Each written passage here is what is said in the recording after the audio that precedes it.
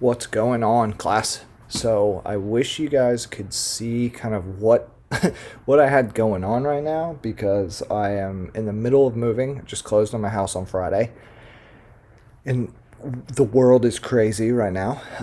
Add in the fact that it's deer season and my life is a little hectic. So I'm like literally sitting in a room on the floor with my laptop and microphone propped up on a moving box. So we're gonna get through this stuff, and hopefully it makes sense, and hopefully you guys feel good about the material. We're gonna be talking circulatory physiology as well as the heart response to exercise.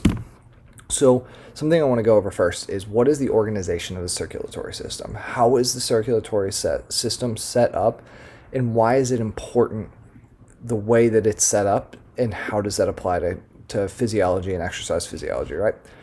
So realistically, as we start to kind of think about this, I want you guys to think that the circulatory system is a closed loop system. So if we center the circulatory system on the heart, which would make sense, we have a branch that comes all the way through the body and comes back into that pump again. So if you go back to like circuits and kind of like basic high school biology or even engineering, you can see that the circulatory system is essentially a closed loop, right?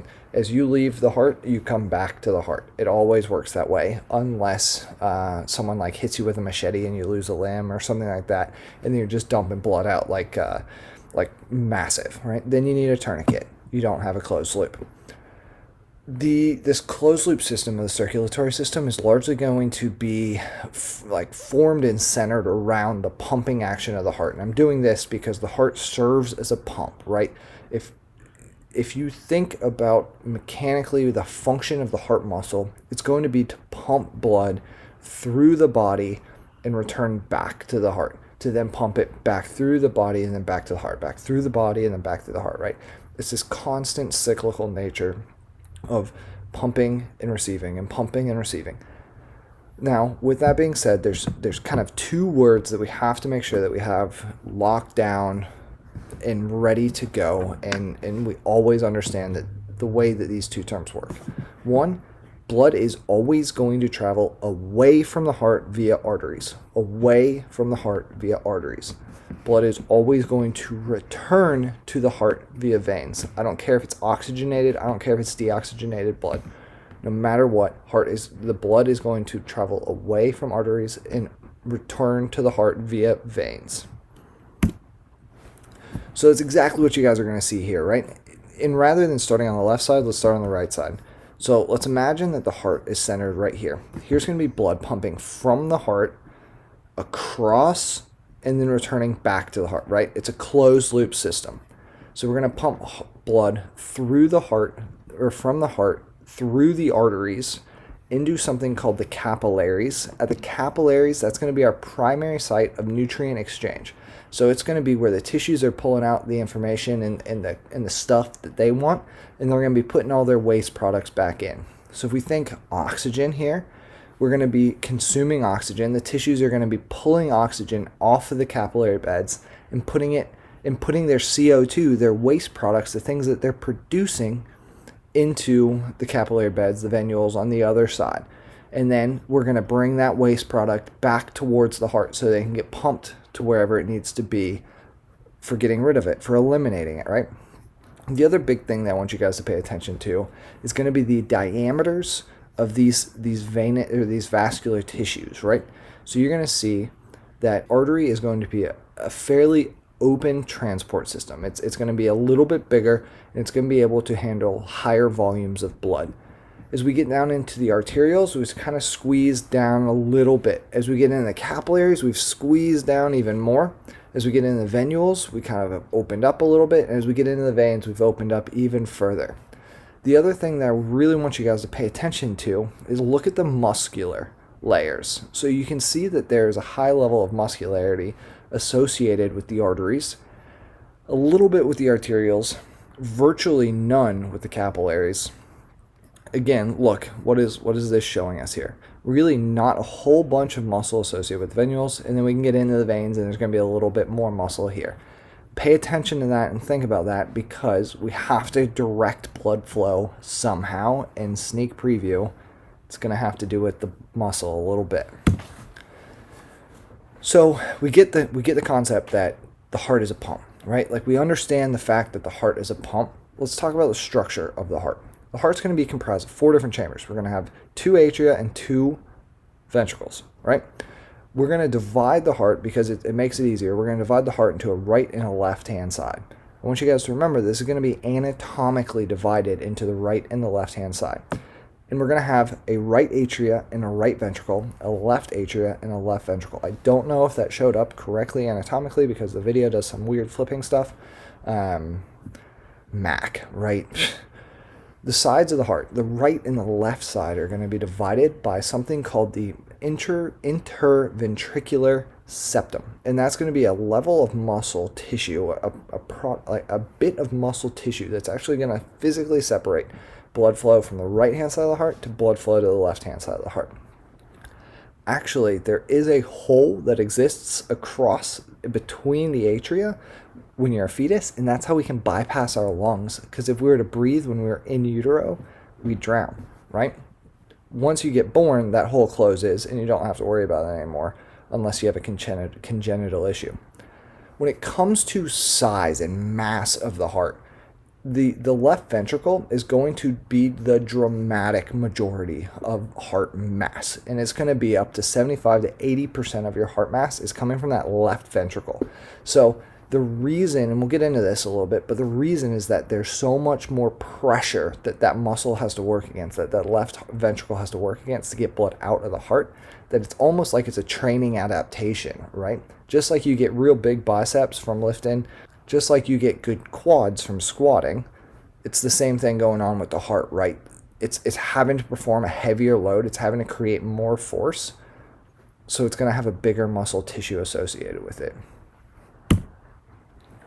Now let's think blood flow through the heart. We know at this point that there's 2 atria, can't count, and there's 2 ventricles, right? So we're going to have 4 different chambers of the heart, and we know that we're going to run a line straight down the middle. So we're going to have a right atria and a right ventricle, a left atria and a left ventricle. And we know that they're going to be separated so that blood don't touch, right? We cannot get blood, ideally, we can't cross blood across the atrias or across the ventricles. So let's start with tracking some blood through the heart. Let's imagine that we're starting with the inferior vena cava. So a single blood molecule here, the inferior vena cava. And the inferior vena cava and the superior vena cava are veins. So that means they're bringing blood to the heart. Blood that's coming to the heart is going to be entering deoxygenated blood from the body that's coming to the heart is going to be entering through the right atria. The right atria is going to allow some passive flow and as well as a contraction of blood into the right ventricle. That right ventricle is going to push blood out through the pulmonary valve and into the pulmonary artery. Remember, artery means away from the body. So we're going to actually push blood out through the arteries, out through the pulmonary artery into the lungs. So I want you to imagine that you've got lungs on either side of this picture. Once we hit the lungs with that blood flow, it's going to be the site of oxygen exchange, and it's going to be the site of carbon dioxide exchange. So we're going to be pulling oxygen out of the atmosphere, and we're going to be putting CO2 back into the atmosphere, right? So it's going to be inspiration and expiration. Once we have this oxygen and CO2 exchange occurring at the lungs, we're going to bring that blood from the lungs through the pulmonary veins, veins mean towards the heart, into the left atria, from the left atria into the left ventricle. From that left ventricle, we're going to pump that blood up and out all the way through the aorta, out to the rest of the body, right? So blood flow through the heart, right atria, right ventricle, pulmonary valve, pulmonary artery, lungs back to the left atria to the left ventricle, out through the aorta into the body, right? Right atria, right ventricle, pulmonary artery to the lungs to the left atria to the left ventricle to the aorta. The reason I did that so many times is I want you guys to think about it as a pump. It's that same system over and over and over and over and over and over again, right? It's constant. I'm done repeating myself. I apologize. We know that the heart has four chambers. We know that the heart's a muscle. We know that the left ventricle is as a training adaptation has a greater muscle mass and a greater size and a greater force production capability. And we also know the directionality of the blood flow. What I want you to also know is that the heart as a muscle is a very specific, very nuanced muscle itself. So the heart's going to actually have three different layers. It's going to have an epicardium, so the outside layer. It's going to have a myocardium, that's the muscle, right? Myo means muscle. And it's going to have an endocardium, which is the inside level. That myocardium is going to be the force generation piece, right? Like that myocardium is going to be the muscle. It's the meat of the heart. It's the heart that's creating the pump. I said heart. It's the part that's creating the pump, right? Since the heart's a muscle, we know that it's also going to need its own blood flow.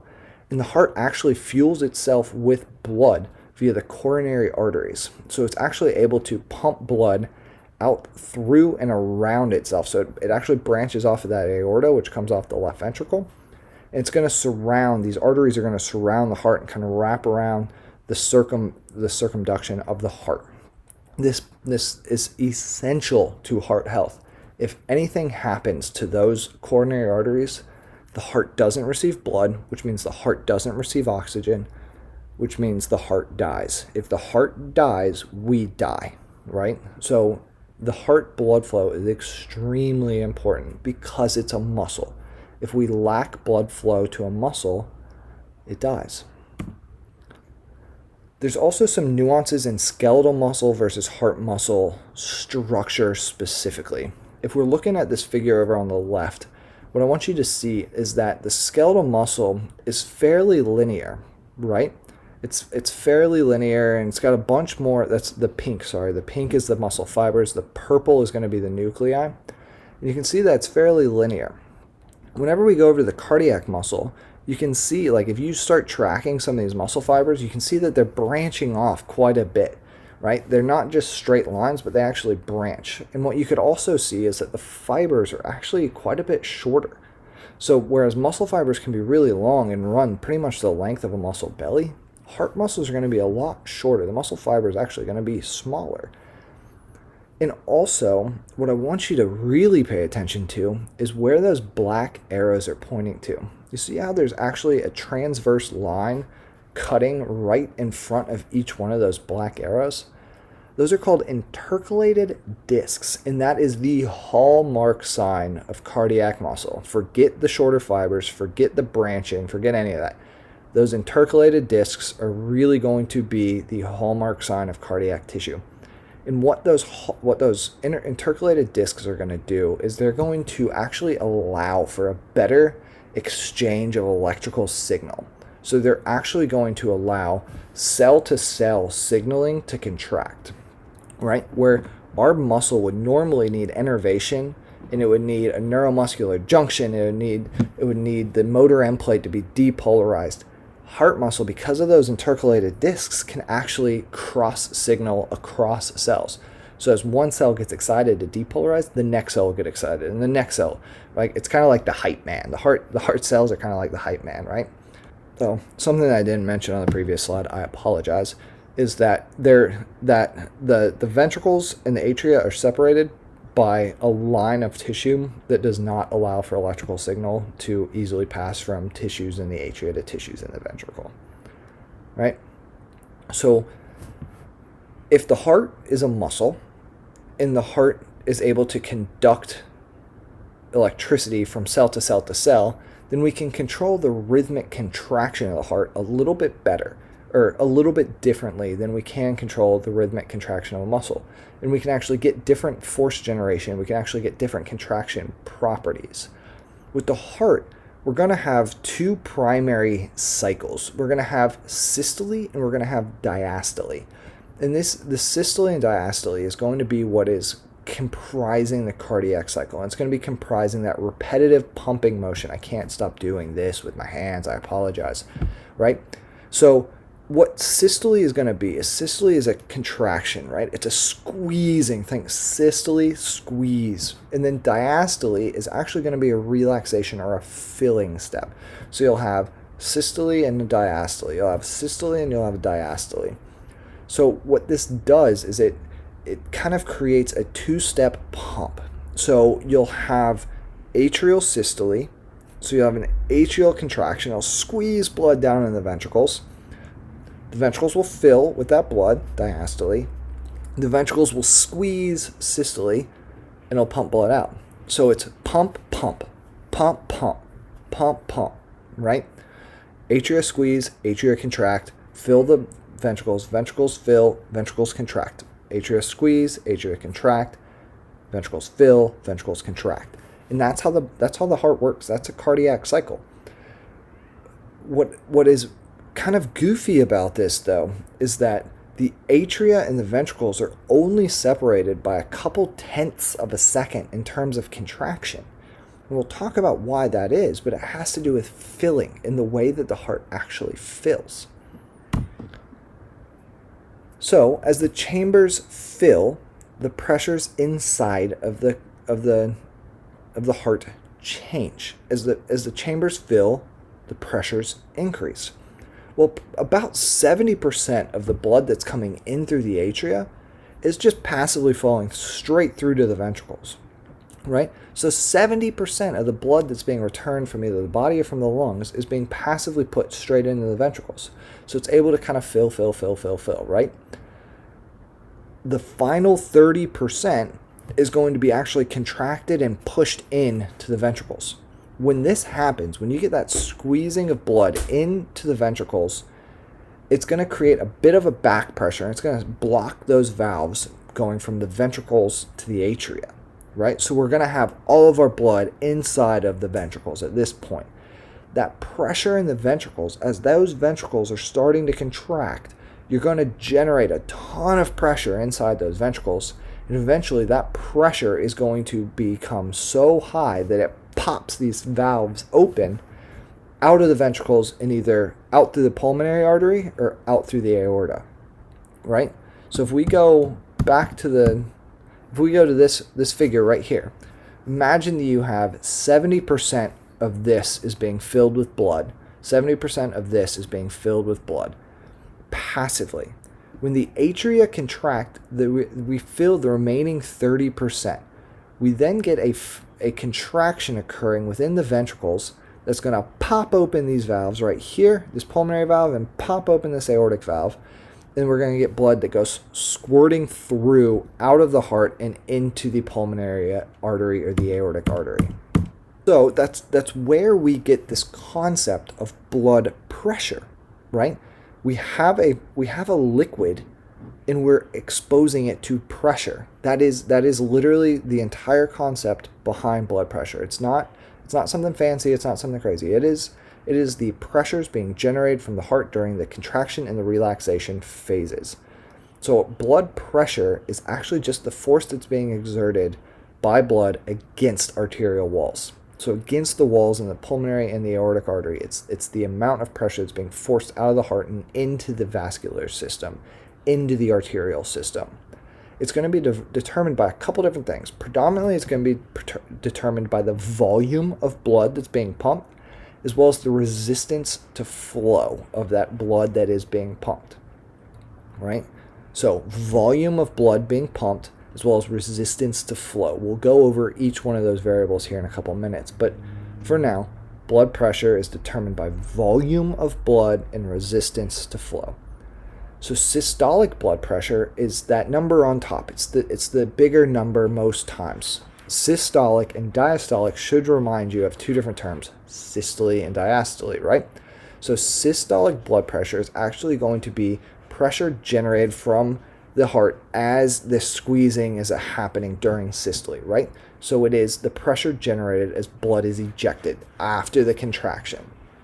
The diastolic blood pressure is the number that's going to be on the bottom. Normally it's the smaller number, and that diastolic blood pressure is just like the heart systole and diastole. It's the pressure observed during ventricular relaxation or filling. So if that's blood pressure, then what's mean arterial pressure? Well, it's just the average pressure that's occurring during one entire cardiac cycle. One bit of systole with one bit of diastole. It's going to essentially determine the rate of blood flow throughout the systemic circulation. So the mean arterial pressure is a large determinant of blood flow through the systemic circulation. It's kind of a goofy formula. I don't want you guys necessarily to memorize this formula, but just know that essentially the way that the formula works is it's assuming that 33% of the time that the heart is going through a contraction cycle, it's going to actually be in a filling situation. I wish you guys could see my cat right now. She is going insane and like sticking her hand underneath the door. So if you hear something crazy, it's my cat. The mean arterial pressure uses this concept that 33% of the time is going to be in systole, right? So it's going to be in contraction. That means that during the other, 67% of the time, it's going to be in diastole. The heart's going to be filling. So fill, squeeze, fill, squeeze, fill, right? It's assuming that 33% of the time is going to be in contraction phase. But something that's strange about exercise is that as we work harder and harder and harder and harder, our heart as a muscle is also going to have to work harder. Our heart as a pump is also going to have to work harder. So that 33% time in systole actually approaches 70% during exercise, during max exercise. So the mean arterial pressure kind of gets tossed out the window for its normal equation when we're exercising. So we'd be remiss, I'd probably be ostracized as a physiologist for not mentioning hypertension whenever we're talking about blood pressure. Hypertension is essentially a clinical condition that is high blood pressure. They go back and forth all the time on what's hypertension 1, hypertension 2, pre-hypertension, not hypertensive. In general, hypertension is defined as a blood pressure that's greater than 140 millimeters of mercury over 90. That's either 140 or greater or 90 or greater. You could be 120 over 92 and it's hypertension. You could be 140 over 64 and it could be hypertensive, right? Hypertension is just a marker of blood pressure, of elevated blood pressure. It's a clinical condition associated with it. It's divided into two different types. There's a multifactorial, which is 95% of cases. It's the majority of cases. And then there's secondary hypertension. Secondary hypertension is when it's due to a specific pathology, right? So like we know that you have a diagnosis. Let's say that you have pulmonary edema, or you've got something going on where you're holding on to swelling, you're holding on to fluid. It's creating increased pressure, and you're taking a drug to combat it. And we know that the drug's going to increase your blood pressure a little bit more. It could be the reason, right? So it's secondary to the actual disease pathology. It's secondary to the issue. It's not the majority of hypertensive issues. The majority are multifactorial. It could be diet, it could be diabetes status, it could be exercise status, right? It's more than one input is playing a role into what's driving the hypertensive nature of the individual. So what influences arterial pressure? If it's a product of the heart, and it's a product of blood flow through the heart, and it's a product of blood volume in the heart, you can probably start putting together at least some concepts of what factors affect fluids under pressure, right? Essentially, the primary factors influencing arterial pressure are going to be cardiac output, so the amount of blood coming out of the heart, and the total vascular resistance. Remember 3 slides ago, or whatever the heck it was, I told you that volume and resistance play a big role. There you go. Cardiac output, huge equation. We're going to spend a lot of time talking about it. Total vascular resistance, how much the resistance to flow is. Essentially, this is regulated by all these things on the left, right? Blood volume increases. What hormones do we know play a role in that? How about kidney regulation of hormones? Start thinking this through, right? What did we learn in cell signaling plays a role in this? What about heart rate increases? How does heart rate increases play a role in exercise? What hormones do we know play a role in that? What about fight or flight? What about epinephrine, norepinephrine? What about stroke volume? How about increasing the amount of blood that is pumped per beat of the heart? Right? That makes sense. Blood viscosity, the resistance to flow. Imagine pouring oil versus pouring water. Oil is significantly more viscous than water, so it's a slower pour, it's a slower movement of fluid. And then peripheral resistance, squeezing of the vasculature distal to the heart, away from the heart. We're going to end video 1 there. Rewatch it, watch it a couple times, figure it out. Next video, we're going to be talking about contractile activity of the heart. So that's going to be essentially how the electrical activity of the muscle throughout the heart works, how we're actually going to contract the heart. We're going to talk about some of the factors that play a role in cardiac output and regulation of stroke volume. Sorry, I'm looking to make sure that I'm covering all this. And we'll probably have 2 or 3 more videos total on heart physiology. So look for the next video labeled Circulatory Physiology, video 2.